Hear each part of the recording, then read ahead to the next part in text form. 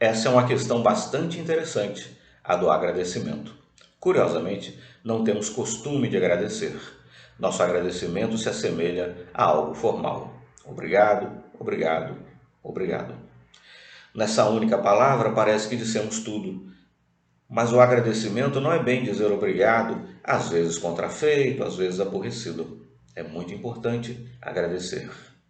O agradecimento é dessas dádivas para com o benfeitor, que engrandecem aquele que recebeu a benfeitoria. O benfeitor o faz porque faz. Porém, agradecer é um gesto de reconhecimento de que as pessoas não são obrigadas a fazer para nós. Se fizeram, algum movimento de seu coração as inspirou para que fizessem. Muitos imaginam que sua mãe, seu pai, seus irmãos têm a obrigação de atender às suas questões pessoais. Os pais têm a obrigação de criar os filhos, de educá-los, mas quando trazem um doce da rua, trazem um brinquedo da loja, uma camisa nova ou nos levam para um passeio, é um acréscimo, é algo além. Quando sentam conosco e conversam, quando nos permitem ampliar a nossa cultura, trabalhar a nossa sensibilidade, nos põem numa aula de música, de violão, de karatê, de judô, de capoeira, é algo extra. Quando pensamos nisso, verificamos quão pouco agradecemos aos nossos pais. Repito, não se trata do agradecimento com as palavras muito obrigado. Trata-se do agradecimento com a nossa maneira de ser com eles, de viver, de atuar junto deles. Quantos são os filhos ingratos para com suas mães, seus pais? Parece, em muitas situações, que a mãe é uma serva desrespeitada dos seus filhos, porque nem os servos se deve tratar com desrespeito. Quantos são os filhos que gritam, batem portas, se atormentam de tal maneira que agridem até fisicamente as suas mães? Não é necessário dizer que estamos num território terrivelmente complicado da ingratidão. Há muitos que dizem: minha mãe não me entende, meu pai não me entende. Não há diálogo. No entanto, qual é o diálogo que estamos querendo? Por vezes, queremos o diálogo em que eles nos aprovem sempre ou façam o que estamos pedindo ou comprem o que desejamos. Cada vez que eles nos dizem não, não pode ser, não podemos, não há diálogo. Interpretações nossas.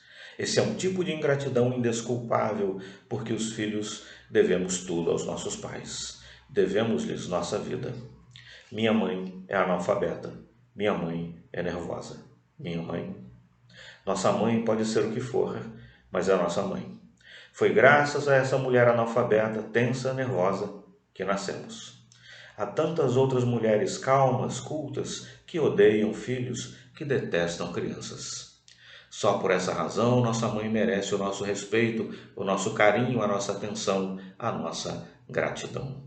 Curiosamente, somente quando elas partem é que reconhecemos o quanto elas nos eram importantes.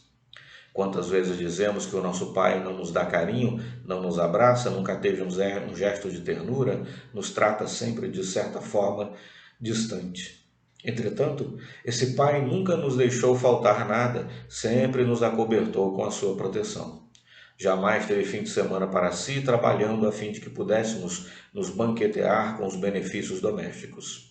Isso tudo precisa ser muito bem pensado, porque quando lemos os mandamentos recebidos por Moisés no Sinai, um deles nos chama a atenção. Honra teu pai e tua mãe, a fim de viveres longo tempo na terra que o Senhor teu Deus te dará. Quem não consegue respeitar, honrar, agradecer a pai e mãe, não fará isso com mais ninguém. Quando não conseguirmos ser gratos com nossos pais, será muito difícil sermos agradecidos a qualquer outra pessoa. Os nossos pais são a base da nossa vida, representam o roteiro que todos seguimos. É natural que eles tenham obrigações para com os seus filhos, é comum. Mas eles extrapolam, fazem além, nos dão cursos de música, de arte, nos põem para estudar violão, canto, karatê, judô, pagam nossas viagens, fazem mil coisas com esforços, com sacrifícios que merecem a nossa gratidão. Independentemente de nossos pais, existem outras tantas pessoas que nos ajudam a viver. Quem lava a nossa roupa, quem cozinha para nós, quem nos presta um favor pagando uma conta, cuidando de um animal nosso, quem nos ajuda a fazer um serviço, uma construção, um conserto, quem nos ouve as queixas, quem tem ouvidos em nome da amizade para as nossas reclamações, todas essas pessoas deveriam ser alvos de nosso agradecimento. Então, agradecer não será propriamente dizer palavras, mas viver de tal maneira que essas relações com as pessoas nelas envolvidas se sentissem gratificadas. É importante sermos fiéis aos amigos, aos nossos bons amigos, o respeito que lhes devemos, nada obstante a liberdade que tenhamos. Há uma parede de vidro entre nós que se chama respeito. Respeito ao outro, à individualidade, aos gostos. Nada disso impede a nossa amizade, o nosso bem-querer. Quando pensamos naqueles que são alvos da ingratidão, será importante que eles não se amofinem, não se atormentem com isso. É difícil alguém que serve, que ajuda, que estende a mão e recebe a bofetada, o escárnio, o azedume ou a indiferença como resposta. No entanto, o gostoso para quem ajuda é o próprio ato de ajudar. Aquele que ama se sente gratificado, não com a gratidão dos outros, mas com a possibilidade de amar, de ser amado, de vir a amar. É tão importante fazer o bem que essa realização já nos gratifica. É bom fazer o bem porque nos enquadramos nas leis de Deus. Não se trata de uma atitude religiosa. Parece que vinculamos fazer o bem com o fato de alguém ser religioso. Não, fazer o bem é lei da vida, o bem é lei de Deus. Quando o realizamos, não estamos fazendo nenhum favor. Lamentavelmente, chegamos a um tal nível em nossa sociedade de desrespeito ao bem, de desatenção ao bem, que quando uma pessoa, por exemplo, é honesta, acha um documento, uma carteira de dinheiro e devolve, se torna herói nacional. Essa deveria ser a coisa mais comum. No entanto, a coisa mais comum é o hábito de tirar proveito em tudo, de explorar o outro, de não agradecer, como se as pessoas tivessem obrigação de nos servir. Quando quem faz o bem não tem nenhum desejo de receber gratidão, o agradecimento já está na própria consciência de ter agido de conformidade com a lei da vida, e a lei da vida é a lei de Deus.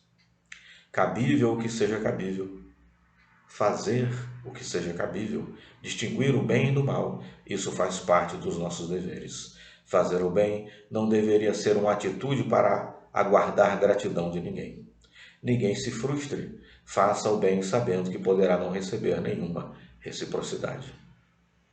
É comum percebermos que as pessoas têm mágoa de quem lhes faz o bem. Parece que se voltam contra, se sentem magoadas por terem sido ajudadas, se sentem humilhadas, como muitos verbalizam. São criaturas orgulhosas, muitas vezes, e que por isso não se dobram, não sabem agradecer. Quem fez por elas não fez mais que a obrigação, admitem. Contudo, quem faz o bem, quem realiza essa proeza de amar, de servir ao próximo, de servir ao semelhante, não se atormente quando não houver gratificação, quando não houver agradecimento, porque a nossa consciência, que é onde residem as leis de Deus, assimiladas por nós, nos gratificou, disse que somos parte do rebanho do nosso Criador, dos amigos de Cristo, realizando luz pela terra inteira.